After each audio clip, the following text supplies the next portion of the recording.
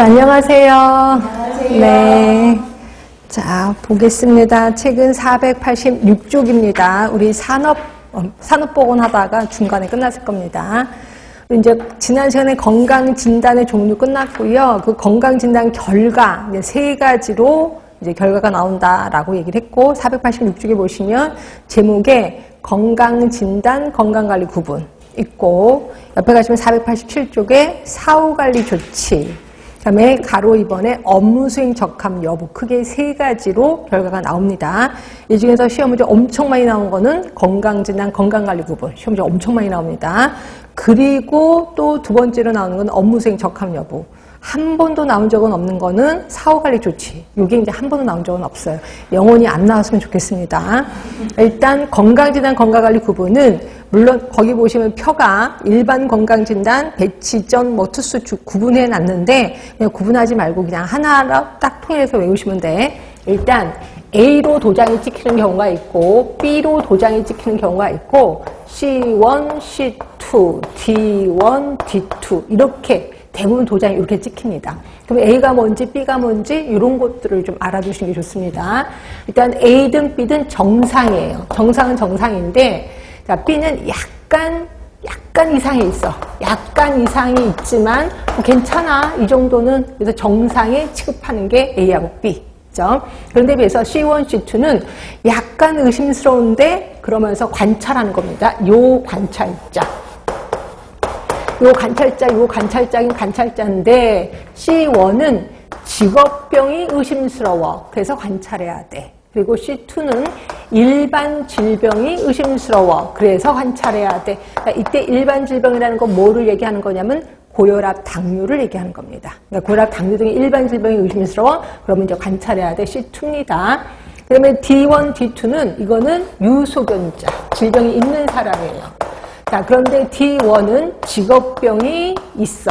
그리고 D2는 일반 질병이 있어. 라고 보는 거죠. 그렇죠? 그래서 요게 뭐를 뜻하는지를 머릿속에 당연히 외워두셔야 됩니다. 이렇게. 자, 그럼 보도록 할게요. 자, 거기 밑에 보시면 A 보이시나요? 정상. 옆에 건강관리상 의학적, 직업적, 사후관리 조치가 필요 없다. 요거까지 외워두셔야 돼. 자, B는 경미한 이상소견이 있으나 의학적, 직업적, 사후관리 조치 불필요.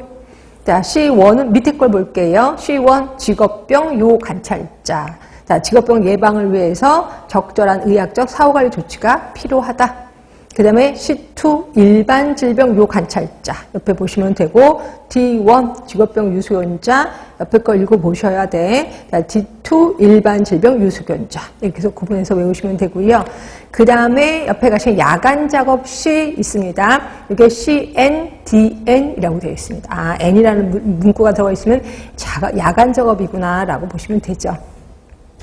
근데 사후관리 조치입니다. 자, 사후관리 조치는 0번부터 9번까지 도장이 찍혀요. 근데 여기 문제가 나면 아주 골치 아프고 죽을 것 같아요. 일단 0번은 사후관리 조치가 필요 없음. 자, 1번은 건강상담이 필요하다. 2번은 개인 보호 착용 철조. 예, 저 여기까지만이라도 어떻게 외우면 안 될까라는 생각이 듭니다. 0, 1, 2. 나머지는 그냥 넘어가고요. 그럼 이제 업무수행 적합 여부요. 자, 업무수행 적합 여부는 밑에 표로 바로 들어가시면 가나 다라로 도장이 찍힙니다. 자, 가는 현재의 조건 하에 현재 업무가 가능하다. 자, 나는 일정한 조건 하에 현재 업무가 가능한 거야. 그럼 저는 일정한 조건이 뭔데? 이것도 한번 시험 문제 나올지 않을까라는 생각이 들어요. 자, 일정한 조건은 작업 방법을 개선, 작업 환경을 개선. 또는 건강상담 또는 지도, 또 건강진단 주기 단축. 이러한 요건 하에서는 현재 업무가 가능하다. 답번입니다. 건강장애가 우려돼서 한시적으로 현재 업무를 할 수 없는 거고요. 라번은 영구적으로 현재 업무를 할 수가 없는 겁니다. 그래서 가나, 다라. 이렇게 해서 외워두시면 될 것 같고요. 자, 이렇게 해서 우리 그 결과까지 다 훑어봤고, 이제부터 이제 본격적으로 특히 산업 같은 경우는 그 대상자가 둘입니다. 하나는 환경이고 하나는 근로자겠죠. 먼저 환경부터 들어갈게요.